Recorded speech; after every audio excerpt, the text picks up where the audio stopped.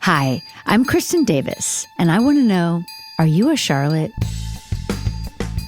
Hello, everybody. Welcome to Are You a Charlotte? Today, we are talking to someone so incredible.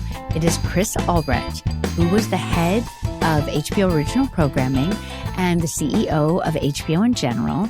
And he is the person who greenlit Sex and the City, who also greenlit The Sopranos, and who really put us all together and, was there for the formation and development of the show, basically. And we owe so much to him. So it's going to be a really fascinating conversation. Here we go. Hey, Kristin, how are you? Chris, I'm good. How are you? I'm well. It's so nice to see you. Thank you for the invite. Oh my God. I'm so excited you're here. I talked to Michael Patrick yesterday. I have so many things to say. He sends love and messages. It's thrilling to have you.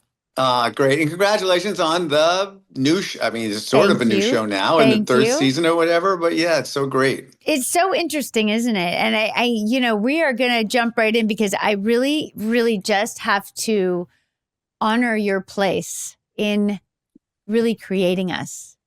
We think about you and I might cry. I'm feeling very emotional lately, but it's just been such a journey and we wouldn't even be here if you hadn't been so brave and out front, creating, just purely creating. That's how I think of HBO when I met you guys. How do you think of it? I think of HBO as it was a vehicle to be able to provide talented people to come together in what's a collaborative medium, right? What we do is a collaborative medium.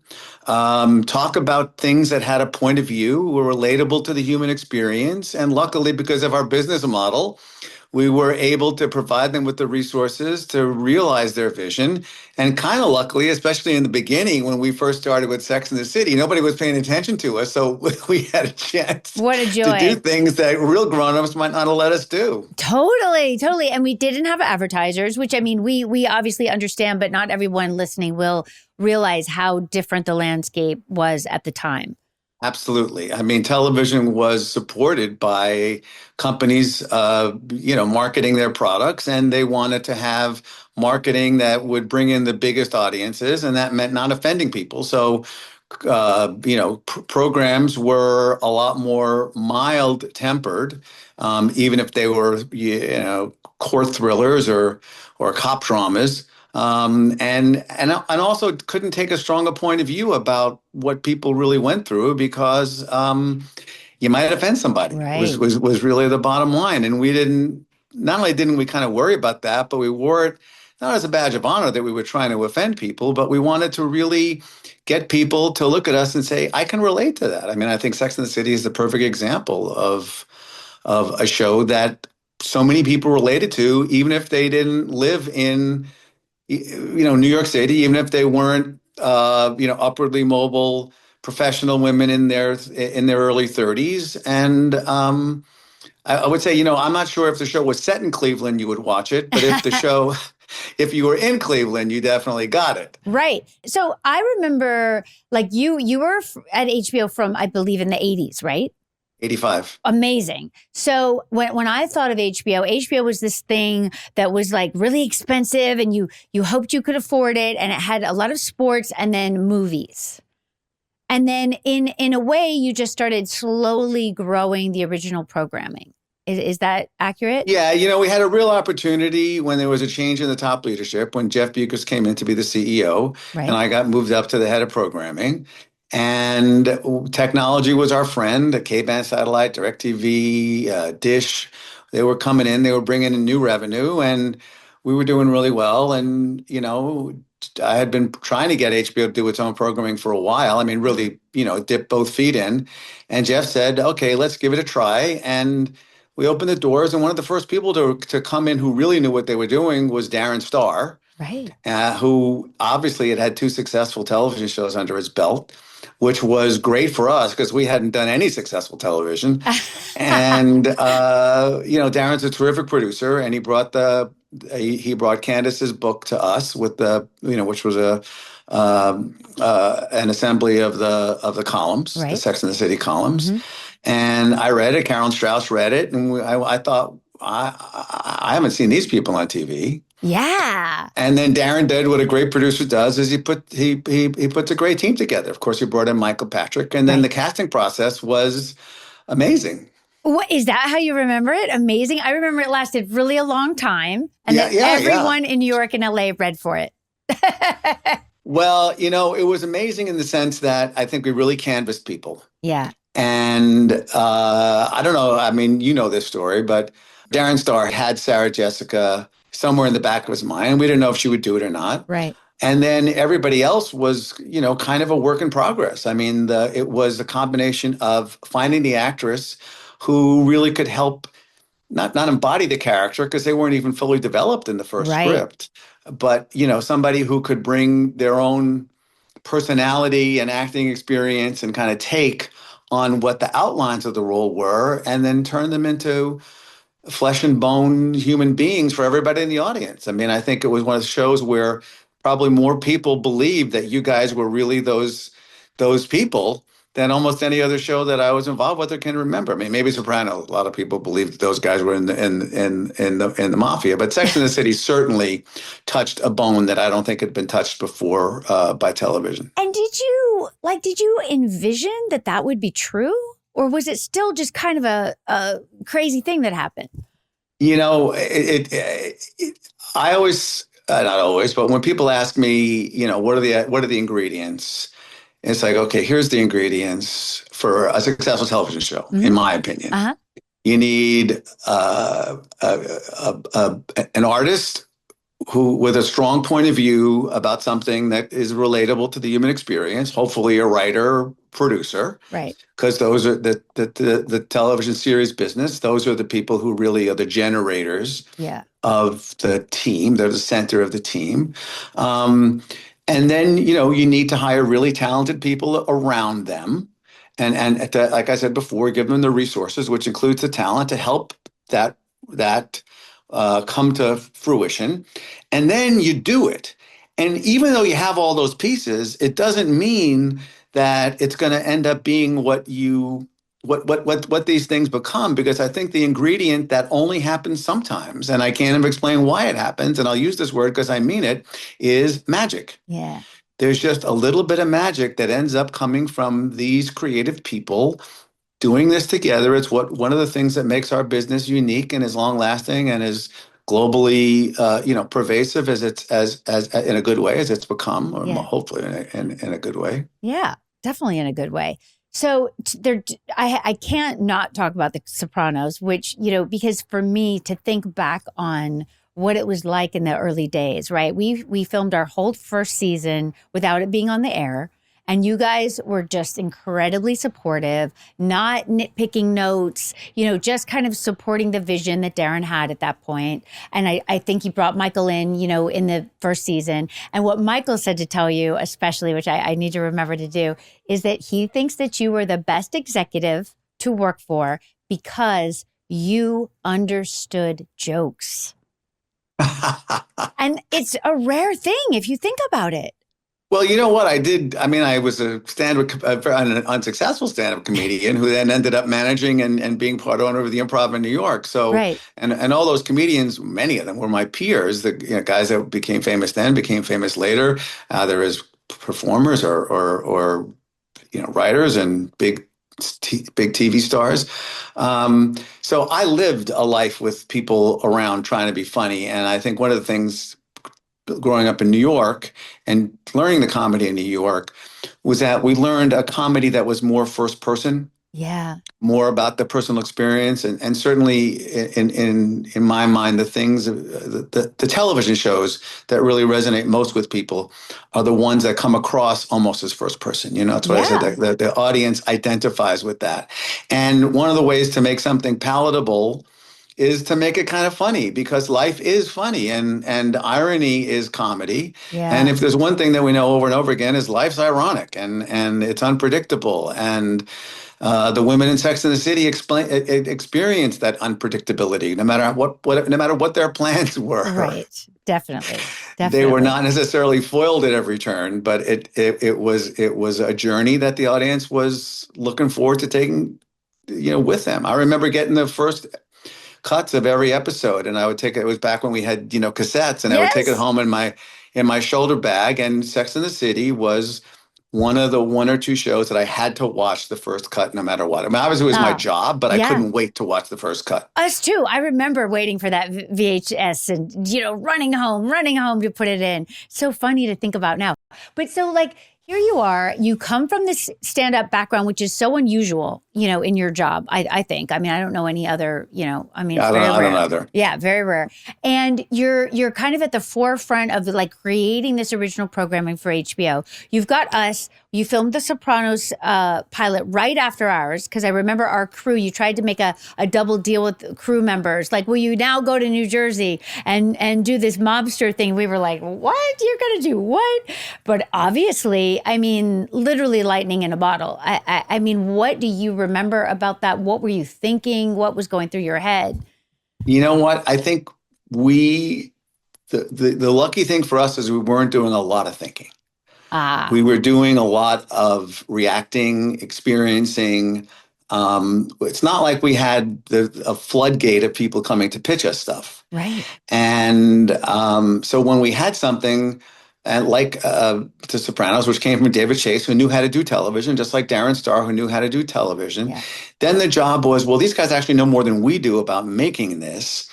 Let's help give them the freedom to expand their thinking and make this a clubhouse. Yeah. And that's kind of what The Sopranos became. Very different than Sex and the City in terms of what went on the screen, but not very different from Sex and the City in terms of the kind of ingredients that came together and gelled to end up with this experience that audiences, I mean, if there were Sex and the City parties when Sex and the City was on, there were Sopranos parties when Sopranos was on. Yes. I don't know a lot of other shows that had that phenomenon. We might have even started it with that. It felt like that. Yeah, absolutely. And I remember for us, it was like kind of a really, we were so in it and we were working, as all night, every night for the time that we were filming. And because we filmed the whole first season with, kind of in a bubble, which was wonderful, right? We could just kind of try to find ourselves, which, the first season is kind of all over the place. But now that I'm rewatching it, I am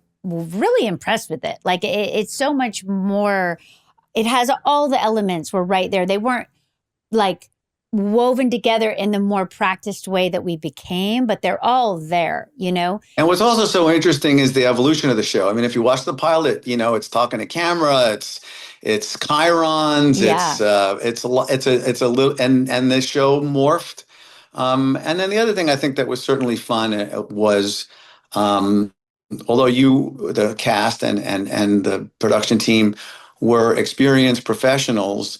And although we had been working and running this network, we all shared, you guys and those of us on the inside, we shared this experience of having this kind of unexpected and joyous. I mean, it wasn't at all times where it wasn't that there weren't some bumps along the road when you're doing any of this stuff with all kinds of people. But I think you were a great partner. You were a great ambassador for the show, not just when you were on the show, but in your life. You were always so great to deal with, and whether we were talking about scripts or renegotiating deals, it was a happy time. And I have to believe that also contributed to what came through. Absolutely. Or, for the audience. Absolutely. I agree with what you're saying. And it's interesting to think about because, now obviously the industry is just profoundly different in so many ways. And I feel like because of all the changes, there's, kind of a lot of fear and no one knows what to do. It's uneven. Whereas like for us, I really did feel that we were together and united in the kind of insane experience that we knew we were going through that was amazing that, each year built. And also because you guys were really partners, it was a very different experience in terms of like creatively, Michael always goes rhapsodic talking about, we can list the notes that you and Carolyn gave us on our hand, right? Like you were just support. You were like true support and teammate. Well, I always looked at our job as not to shuffle the deck, but if you think about it as a deck of cards, once in a while, a card is kind of sticking out on the side. You just have every once in a while, we would help the show do this. Which is great. But also for Sex and the City, it was, it brought a point of view. It brought characters to the screen. It gave the audience a chance to see themselves. Like I said, even if they weren't those specific had that specific lifestyle, the inner monologue, the inner life. Mm-hmm. It was different enough in each character and yet united enough that together they presented a world that hadn't been on TV before. And it was an opportunity we had at HBO to do that. Right. Sex and the City changed television. Yeah. Changed. I don't know, but it changed. It changed it in the sense that it was an example for people of what was possible to do on television. Yes, yes, for sure. Now, did you think about the fact, like in your prioritizing in terms of, so we've got Sopranos, we've got Sex and the City, we're growing. It's like so exciting. At certain points we start getting nominated for Emmys. Like what were you thinking? Were you like, yeah, this is amazing. This is what I wanted? Or like, was it out of control? What was it for you? All of those things. It definitely took on a life of its own. Right. I think it's kind of like the show. What people saw in the show wasn't necessarily what we all talked about being in the show. Right. When we would read articles, when people still read articles about Sex and the City, or would read an article about Sopranos, or other shows. I would say to Carolyn Strauss, I'd say, we never had that conversation, but they would see it in that. And therefore, it became larger than, it took on a life of its own. Yep. And so we were, I think, often as surprised as anyone, to see the reaction. And it grew so much. I remember one year at the Globes, I think Sex and the City won, Sopranos won, the actors won, the actresses won, and we won the movie, we won everything. And we were all sitting there at the HBO table, which of course was, the best table in the TV section. We weren't in the movie section, which was on the floor. And I turned to my team that was at the table and I said, remember this night? I said, because it'll never happen again. So fun. It was just, and by that time, people were already trying to emulate what we were doing, because it wasn't a secret formula. It was just one that we identified as an opportunity for us. And, other people tried to follow in the footsteps until it then, like every other thing that is a good thing, is too much of it. Right. There were probably a lot of Greek plays written. Most people only remember the ones by Aeschylus and Euripides. Definitely. But, same thing with, I'm sure there were a lot of Elizabethan, poets who wrote plays, but we don't know there's their only names. A couple that everybody remembers. So there's a lot of television shows, but there's not very many that have had the impact and have the longevity, and so many people so glad to see those characters come back on screen again and share their new experiences and continue on the journey with them. Absolutely. I mean, it has been obviously just an experience that we never could have ever imagined, even remotely. And I have to say, Sex and the City there are shows. People talk all the time. People don't compare Sex and the City and Sopranos. They don't compare. They'll compare the dramas together or the comedies together. Right. But for me, especially with the timing and everything, but for me, with the audience that we didn't have before, we didn't have a big female audience on HBO. Right. We had boxing, and we had the stand-up comedy shows, and Sex and the City was really the game changer for us. That is so and, nice. and it's not about more reviews or more or more awards. Right. It was the cultural impact of that. Right. And the sort of how it just became into the lexicon of people's lives. Yeah. And I mean, to a point of view about, the title of your podcast, you were Charlotte. Yes, it was all those were real conversations people were having. I know, and they still have them, which is insane. But I think it's important to say that, and I know as an actor, when Darren sent me the first script, I wasn't really aware of Candace's column, but the idea that there would be a show with 4 lead women who were unabashedly over 30 was shocking. I was like, what? I have to be on this show. Like, when you really think back, it's hard to even remember how unusual that was and what a risk it was. What did you think about that? Well, it was right about the time that it was, I don't know if it was Time magazine or whatever. There was that thing that came out where like a woman over 30 had more of a chance of being hit by lightning than getting married, right? Yes. And so oh my God. that was a statement that probably hit a lot. I mean, I don't know how many people saw it, but it certainly traveled in conversations with people. And then I think this show came on in the heels of that. Right. And on one hand, illustrated those challenges, and yet on the other hand, really humanized it and the desires. And also, even though, the show was bittersweet in many ways, but it was life affirming. Absolutely. It was joyous. Yeah, because these women were successful people. I don't mean successful in their jobs. It was all those things. Right. But they persevered in spite of, the challenges first of being a woman. Right. And secondly, all of the, other cultural and physical things that happen. And now seeing the characters years later, it adds another whole dimension.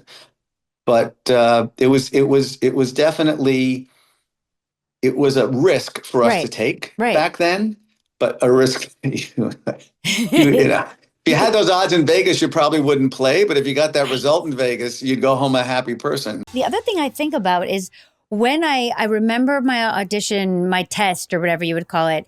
And I mean, literally, I think there was you and Carolyn, maybe Michael Hill was there, maybe Carrie Barton was there, or Billy Hopkins, one or the other, and Darren. Like, there were so few of you. Yeah, I don't think I think it was probably Darren and certainly Carolyn and me. Right. And maybe Michael Hill and maybe Carmi. Oh yeah, Carmi. Right, but so few. Like, it was a tiny group of you. But maybe not. We were really only a couple, and that's how we did it. I know. That's how we did it, and it became our way of being able to make the casting decisions that were part of making the show successful. Because obviously, critical is what the audience sees. Right. And as you know, there were even some changes along the way. I mean, the first person cast as Samantha wasn't Kim. Right. And then Kim became available, and Darren called me and he said, I really had her in mind. What do you want to do? And I said, well, we're spending a lot of money on this. And, if you think this is the right thing to do, let's do it. So, history, made before, before we even got on the floor for the first rehearsal. I know, and it's just mind-boggling to think about. First of all, I love, I had Alan Coulter came on and talked about, he had been on Sopranos first season, and then you guys had said, hey, would you go over there and work on Sex and the City and bring some, kind of more cinematic, qualities to it, which he absolutely did. And I love hearing what he remembers. I feel like once we kind of started cross-populating the directors, our production value, really leapt up, which was part of the magic of being there, You know what? From the very beginning, Darren wanted New York City to be a character in the show, and a lot like The Sopranos, which we shot in Jersey. Right. Sex and the City would not have been the same show had we not shot it in New York, and not shot in New York the way we shot it. Yeah. It became. Look, shows always get a boost when the audience wants to be the people on screen and wants to live the lives they're living. Yeah. And certainly in spite of all the emotional, challenges and psychological conflicts that the characters had within themselves and sometimes with each other, I think the audience always said, I either want to be them or I want to be their friend. Yeah. Oh, which is so nice. I sometimes still feel apologetic because, these young girls will move there and then I'll run into someone somewhere and they'll be like, oh, I moved there when I was 25. And, it was really hard to get a cab or just like really basics. I'm like, I'm so sorry that we didn't always, it wasn't always accurate. You know what I'm saying? It was a little bit glamorized, as we know, with the shoes. And you know what I'm saying? Like, I wouldn't spend a day in those shoes in the city if I weren't playing Charlotte, for goodness sake. But that was the fun of it, in so many ways. It is show business, but it's show business at its best. Absolutely. Absolutely. And I feel, as the show went on, I mean, I'm curious, first of all, how did you feel about us ending the show? I never wanted it to end. I guess, Michael and Sarah Jessica's decision. Yeah.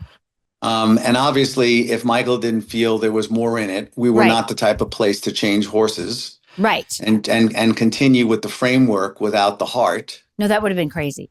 And I don't know that any of you would have done that. So, but, we definitely, I wish I would have had more episodes every season, but there were people that had limitations with their schedules. And life, babies started happening. Yeah. I think we could have gone on at least another couple of seasons, and it would have been to all of our benefits, certainly mine. I agree 100%. Now, let me ask you about this. Do you remember how we had this plan that we were going to do the film, but then we ended, which was largely based, really in my mind, I think creatively, yes, it's very hard to make a show every week, right? Or whatever, we weren't making it every week, but you know what I'm saying? It's really hard, the pressure of the writing and whatnot, the creative team. And I think that pressure, had somewhat taken a toll on Sarah Jessica and Michael, as you said, but also, Cynthia had a baby, Sarah Jessica had a baby. You have that you're so torn by being a parent, as you know, and feeling like you need to be the best parent you can be. But when we had been working, my perception of it was that it was, all encompassing. Like our lives were about the show and promoting the show and riding this wave that had happened, kind of unexpectedly. And I think all of us really knew that it was, a once in a lifetime situation, right? So it was like, remember we would jet around, with you? Yes, I do remember. Yes, many places. We had a good time. We had a good time. Everybody worked hard, but we made sure to have some fun. Yes. And remember we went to Nevis. Do you remember that on the horses? It was so much fun with all the cable guys, the cable cowboys. Just amazing times. But I think, so then we were going to do the film, right? But then, we didn't really know who would make the film. Do you remember all this strangeness? I remember. So what happened was I commissioned the script. Right. And we didn't have the film sold. And I didn't know how we were going to get it financed. Right. And then, and we're trying to put together budgets, but we were really, it was one of those times when HBO became timid because it was getting out of our comfort zone for some people. Yeah. And then, to my memory anyway, I think the Devil Wears Prada movie came out. Oh, yeah. And I said to everybody, that's our movie. I said, they just did our movie. Wow. So then the momentum went back, and the movie, I had gone to New Line. Right. And they jumped in, which gave us the sort of film credibility. Right. And then kind of it was within the company also, because they were a division of Time Warner, as was HBO. Right. So it put it on a track. And then, of course, Michael wrote the script. And then, in a not unheard of move, but a somewhat unusual move, Michael got to direct it. Right. And everybody came on board. And really, I look at the first film as the finale to the series. So much, yes. Yes, so much. And that's what was really wonderful about it, because when we did end the show, the only reason that I didn't completely fall apart, which I fell apart because I really passionately loved the show, as you know, but I really did believe in my heart that we would do a film. I didn't know how, it was really odd. It was like you're taking one thing in one medium, and even though, of course, it's still storytelling, you need a film company and distribution and all of the things. Like, it's a different animal in so many ways, and you guys hadn't done that yet, so it didn't. There wasn't a clear track for it to be going on, right? It took a lot of creativity on everyone's part to make it work out. But I did believe that was going to happen, or I would have really been just fully decimated, because I never really want us to end, which, like, I don't know if I that's good or know. bad at this point, but Yeah. it's hard when you have something that you love so much. It's like, it's just so, like, I could not have a better creative experience. I think we all love that show. I Yeah. think it was,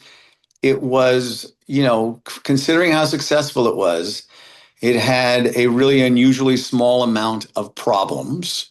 Yeah. And, because the show is, you got to keep a group of people together for a long time. Yeah. Yeah. And no matter how good friends they are on camera, it doesn't mean that they're that way in real life. Yes. Well But put. yes, I think the movie was really important. And again, to my memory, it was a while ago now, Right. 20 years ago. Right. The Almost, yeah. Prada film helped prod us into, Interesting. doing it. Yeah. Because, and it may have even been Michael Patrick that first said it to me, but it was like, okay.